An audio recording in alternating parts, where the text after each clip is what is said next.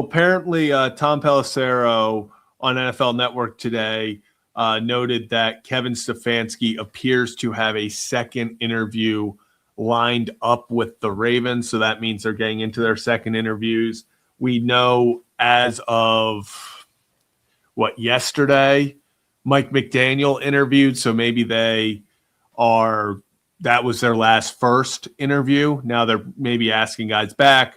Guys getting more in person. I don't know. Maybe Stefanski, I'm not sure if he was virtual the first time and this one's just in person. If he was in person, now potentially both.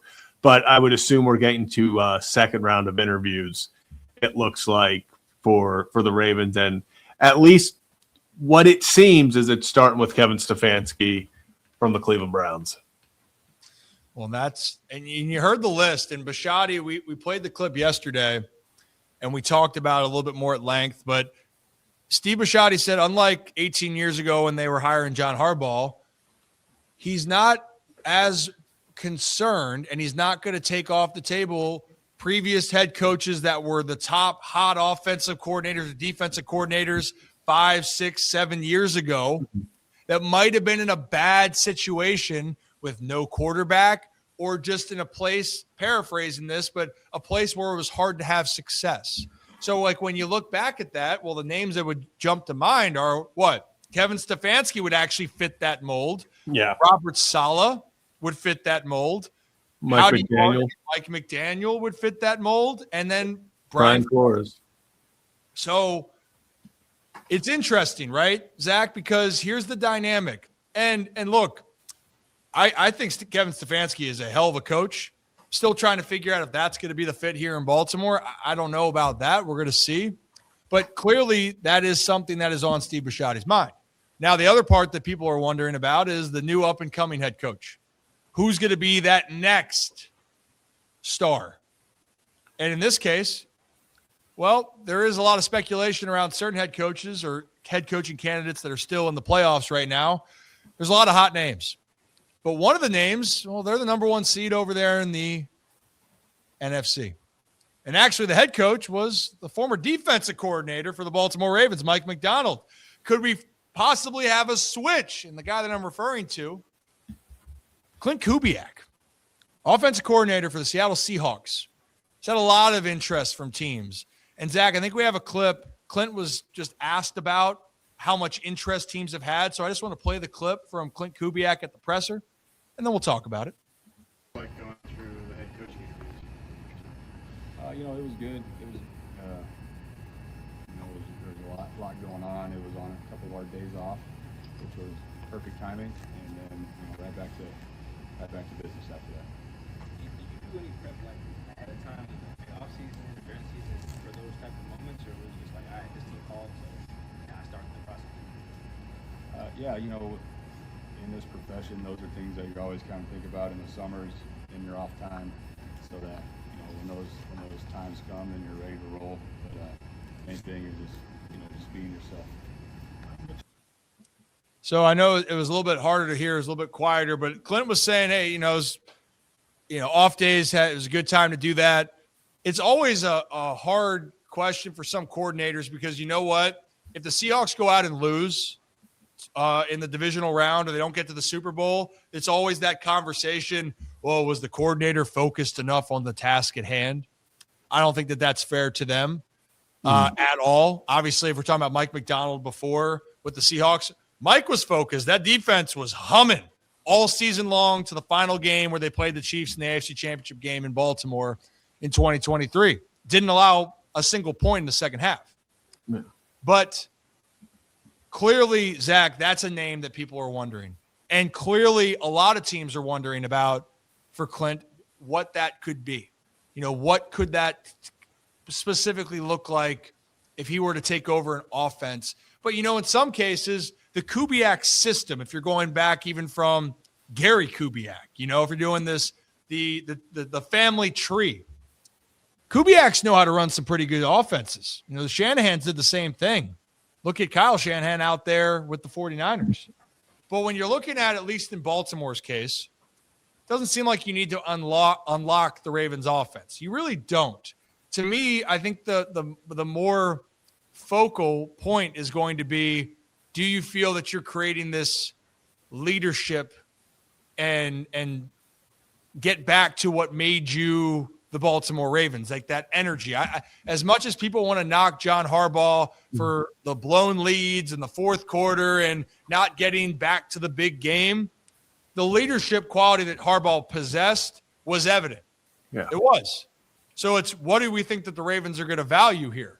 Are they going to value an up-and-coming mind, but maybe isn't going to be that completely fiery in your face type of guy? Or do you want more of that passion?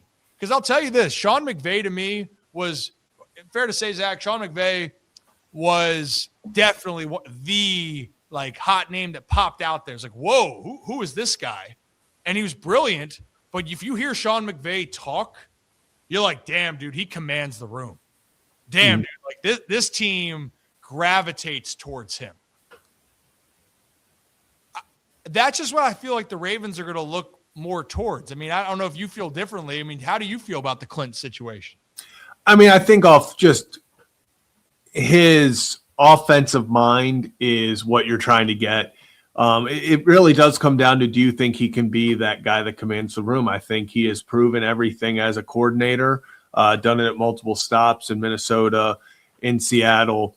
And I think he's a guy that, I mean, the Seahawks were a top 2 offense in the league, I think, really just behind the Patriots in that respect. But this is a guy who I think, working with Lamar Jackson, it's going to come down to, if Lamar likes him, if he thinks he can get the most out of Lamar, I think they are going to find a way to maximize Lamar's talent. And whether that's getting a team leader that can get everyone going, and you bring in a guy like Saleh or Flores, and then you bring in an OC that can handle that. Maybe you go with a Mike McDaniel and, or Stefanski. McDaniel would be calling the plays, but then you have someone else, an OC under Stefanski. I think the biggest thing is going to be, how can someone set the culture? But then I'm still all in on offense. I think it's something like 12 of the last 13 Super Bowls have been won by an offensive head coach. The only one being the most recent defensive head coach to win a Super Bowl being Bill Belichick in 2019. So offense is the way to go these days. It's been proven. I think you need an offensive mind to win. And the more it's happening and the more it's kind of, the rumors are floating, I think the more I'm buying into Mike McDaniel. I think that's just a guy that, his time in Miami didn't end the best, but this was a guy that took that same Miami team to, at one point in 23, it came down to Ravens and Dolphins on New Year's Eve, and it was winner gets the 1 seed. So he's proven he can win. I think Miami this past year has about 4 good players that you can build something with, so I don't think it was on him. And he's still, those players fought for him. They would go to the end of the earth for him. You saw in the videos afterwards, he still had full control of that locker room. And I think this is a situation where maybe at the moment I would lean McDaniel as the guy I think maybe they'd pick. I was so in on, I thought it was going to be a young up-and-comer, a Shula, a Kubiak, someone like that. But I'm just starting a Minter. I'm just starting to lean towards, I think they go with someone who has done it before. It feels a little bit different. And hearing those comments, and I'll be honest, if we're talking about those guys, I still like Kevin Stefanski a lot for so many reasons. And the thing is, in the reports with everyone out there of going, well, look what happened there with the Browns and Shador. And look, the Browns have had a lot of issues overall in general. So I don't want to pin that and talk like we knew what was happening in the building there. So I don't think that that's fair. And clearly the team didn't act like they were throwing in the towel. Hell, they beat their two of their division rivals in back-to-back weeks to end the season, in the Browns and the Bengals, who in the Bengals were at full strength with having Joe Burrow and Jamar Chase and T. Higgins, right? So the Brownies, in their case, didn't quit. But I don't know if that's the right fit still. I'm not saying that. But to your point, Zach, for the Ravens, you're in a window right now that if you're going to get a new coach, I do think commanding a locker room, which is not as young as it used to be, and you're going to have some veterans, you're going to have to feel really comfortable with getting your messaging across.